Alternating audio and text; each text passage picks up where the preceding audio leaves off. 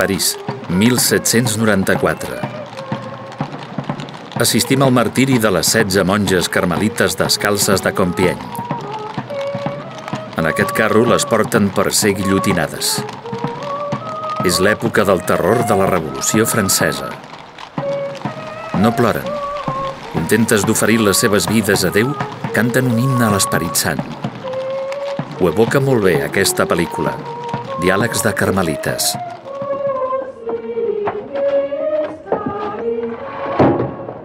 Però no és ficció.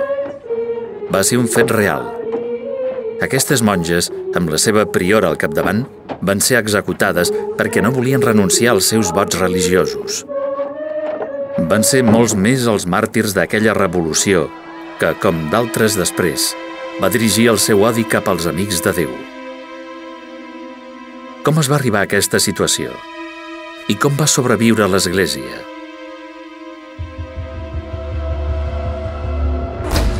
La Revolució Francesa és el desenllaç d'un segle de descristianització de la cultura i de la vida pública.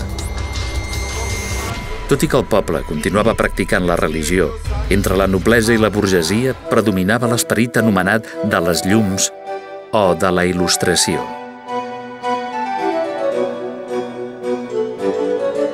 Saps qui eren els il·lustrats del segle XVIII? Et sonen els noms de Voltaire, Diderot o d'Alembert? Se'ls coneixia també com a racionalistes. Què pretenien? Eliminar el creador del món i omplir el buit deixat amb un simulacre de religió natural o deisme que negava el culte extern a Déu. Com es pot explicar el triomf d'aquelles idees anticristianes minoritàries i el seu accés al poder? Hauria estat possible això sense la maçoneria? Tots els papes han jutjat la maçoneria incompatible amb el catolicisme.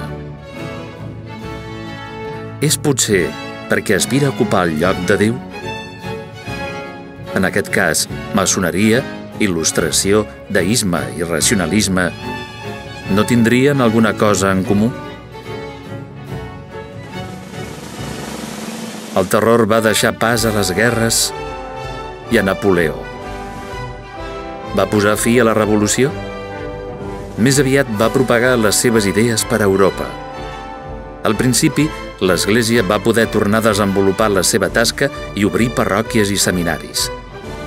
Però Napoleó menyspreava l'Església i se'n va voler servir. Va envair els estats pontificis i va tenir el papa presoner. El pontífex va ser alliberat, Napoleó empresonat. Va morir presoner en una illa remota.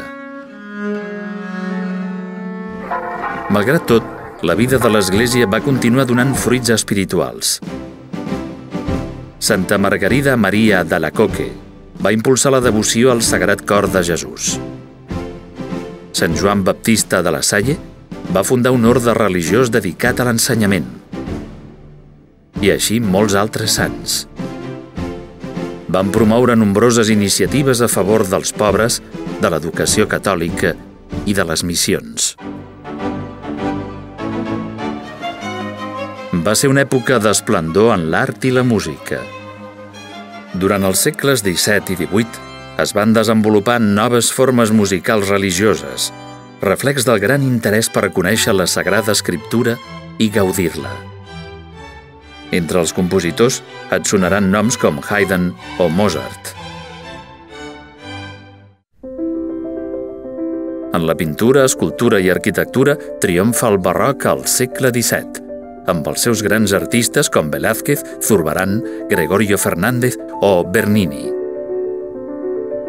Però ja en el segle XVIII es torna a les formes clàssiques i racionals que donen lloc al neoclassicisme, amb edificis com la Madeleine a París o el Real Oratorio del Caballero de Gracia a Madrid.